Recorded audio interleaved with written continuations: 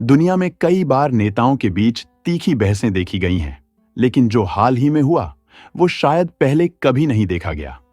America के राष्ट्रपति Donald Trump और यूक्रेन के प्रेसिडेंट वोलोडिमिर जेलेंस्की के बीच खुली बहस इतनी बढ़ गई कि दोनों एक दूसरे को भला बुरा कहने लगे।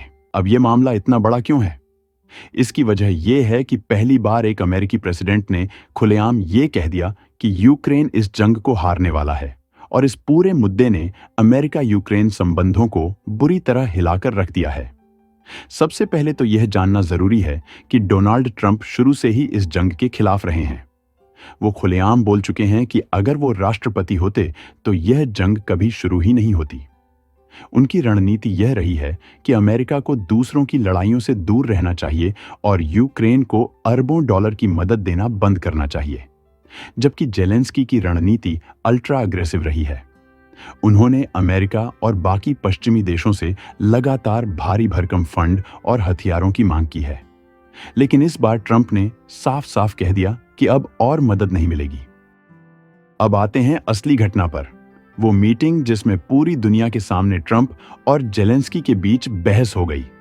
जैसे ही जेलेंस्की व्हाइट हाउस पहुंचे, ट्रंप ने उन्हें जिस तरीके से रिसीव किया, उससे ही साफ हो गया कि ट्रंप उन्हें ज्यादा सम्मान नहीं दे रहे। जब दोनों प्रेसिडेंट्स मीडिया के सामने आए तो ट्रंप ने सीधे सीधे कहा, तुम्हारा देश बड़ी मुश्किल में है और यह जंग तुम हारने वाले हो। जेलेंस्की भड़क गए। उन्होंने जवाब दिया, हम अकेले इस जंग को लड़ रहे हैं, अमेरिका ने भी हमारा साथ नहीं दिया। ट्रंप ने पलटवार किया, अगर हमने तुम्हें वेपन्स ना दिए होते तो 2 हफ्ते में यह जंग खत्म हो जाती और यूक्रेन हार जाता। इस पूरी बहस के दौरान जेलेंस्की ने इतने गुस्से में जवाब दिया कि उन्होंने एक रूसी यूक्रेनी भाषा का अभद्र शब्द कह दिया, जिसे सोशल मीडिया पर कई लोगों ने ट्रांसलेट भी किया। यह पहली बार था जब एक वर्ल्ड लीडर ने अमेरिका के किसी टॉप ऑफिसर से इस तरीके से बात की हो। इस बहस के बाद ट्रंप ने जो बयान दिया, उसने सबको चौंका दिया। उन्होंने कहा, मैं अब समझ चुका हूं कि जेलेंस्की को शांति नहीं चाहिए। वह चाहता है कि अमेरिका हमेशा उसे सपोर्ट करता रहे ताकि वह रशिया से सालों तक लड़ सके, लेकिन मुझे यह वॉर नहीं चाहिए। डोनाल्ड ट्रंप की मौजूदा स्थिति यूक्रेन के लिए एक बुरी खबर साबित हो सकती है। यूक्रेन को मिलने वाली अमेरिकी फंडिंग बंद हो सकती है। यह फंडिंग यूक्रेन की सैन्य क्षमताओं को बनाए रखने के लिए बेहद जरूरी है, क्योंकि अमेरिका अब तक रूस के खिलाफ इस युद्ध में यूक्रेन का सबसे बड़ा समर्थक रहा है। अमेरिका से आर्थिक और सैन्य सहायता रुकने का मतलब होगा कि यूक्रेन को अपनी रक्षा के लिए यूरोप और अन्य सहयोगी देशों पर अधिक निर्भर रहना पड़ेगा, लेकिन वे अमेरिका जितनी मदद नहीं कर पाएंगे। दूसरा बड़ा प्रभाव यह होगा कि अमेरिका के बिना यूक्रेन के लिए रूस से लड़ाई जारी रखना बेहद मुश्किल हो जाएगा। अब तक अमेरिका से मिलने वाले आधुनिक हथियार और खुफिया जानकारी ने यूक्रेन को रूस के खिलाफ मजबूती से टिके रहने में मदद की है।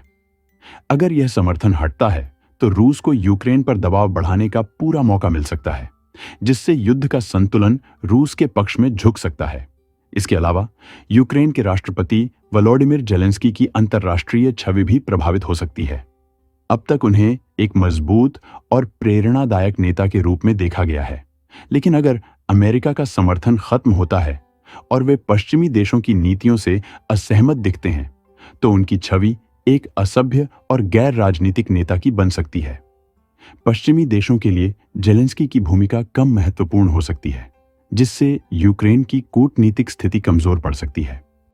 यूक्रेन को अब तक $233 बिलियन की मदद मिल चुकी है, जिसमें सबसे बड़ा योगदान यूरोपीय संघ और अमेरिका का है।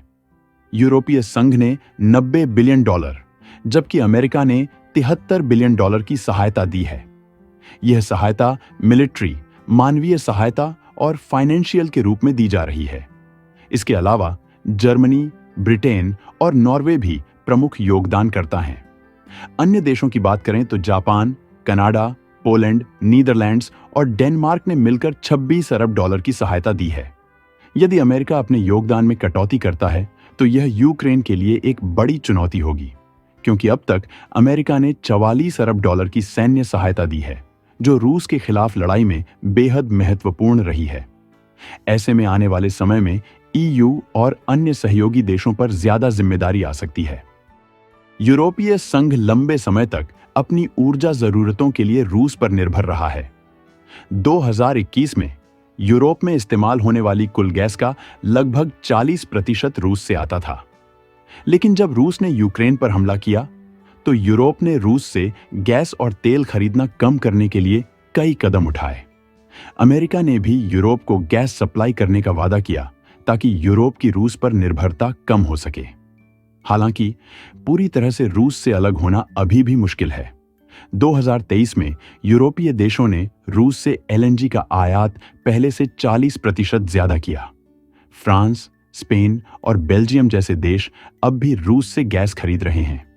यूरोपीय संघ की अध्यक्ष उर्सुला वॉन डेर लेयन ने कहा कि यूरोप ने रूस से अपनी ऊर्जा निर्भरता कम कर दी है, लेकिन अभी भी पूरी तरह मुक्त नहीं हुआ है।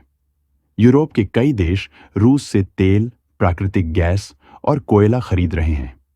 हालांकि यूरोपीय संघ ने रूस पर प्रतिबंध लगाए हैं और वैकल्पिक ऊर्जा स्रोतों की तलाश कर रहा है, लेकिन अब भी उसकी रूस पर ऊर्जा निर्भरता पूरी तरह खत्म नहीं हुई है।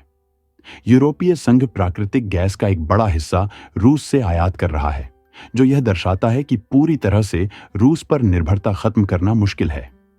ये देश अब भी रूसी तेल और गैस खरीद रहे हैं क्योंकि उनके पास सस्ते विकल्पों की कमी है। रूस को भारत और चीन का बड़ा समर्थन मिल रहा है, जिससे वह पश्चिमी देशों के प्रतिबंधों के बावजूद अपनी अर्थव्यवस्था को मजबूत बनाए रखने में सक्षम है। भारत अब रूस का सबसे बड़ा तेल खरीदार बन गया है और अपने कुल तेल आयात का 44% रूस से खरीद रहा है। चीन भी रूस के साथ व्यापार और सैन्य सहयोग बढ़ा रहा है, जिससे दोनों देशों के बीच दोस्ती और मजबूत हो रही है। इस सहयोग से रूस को ऊर्जा निर्यात के माध्यम से अच्छा खासा आर्थिक लाभ मिल रहा है। राष्ट्रपति डोनाल्ड ट्रंप और यूक्रेन के राष्ट्रपति वोलोदिमिर जेलेंस्की के बीच विवाद तेज हो गया है। इस स्थिति का सबसे अधिक लाभ रूस को मिल सकता है, क्योंकि यदि अमेरिका यूक्रेन को समर्थन देना बंद कर देता है तो यूक्रेन की स्थिति कमजोर हो सकती है। इसके चलते अन्य पश्चिमी देश भी यूक्रेन की सहायता करने में झिझक सकते हैं।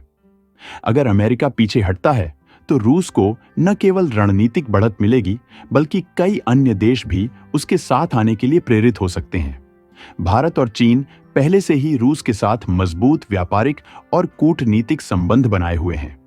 अगर अमेरिका की नीति यूक्रेन के खिलाफ जाती है तो अन्य देश भी रूस की ओर झुक सकते हैं, जिससे पश्चिमी देशों द्वारा लगाए गए प्रतिबंधों का असर कम हो जाएगा और रूस की अर्थव्यवस्था को मजबूती मिलेगी। अब देखने वाली बात यह होगी कि अमेरिका की नीति में कितना बदलाव आता है और इससे यूक्रेन रूस युद्ध की स्थिति पर क्या असर पड़ता है। अगर आपको यह जानकारी महत्वपूर्ण लगी हो तो लाइक और सब्सक्राइब जरूर करें ताकि आप हमारे आने वाले सभी अपडेट्स से जुड़े रहें। धन्यवाद।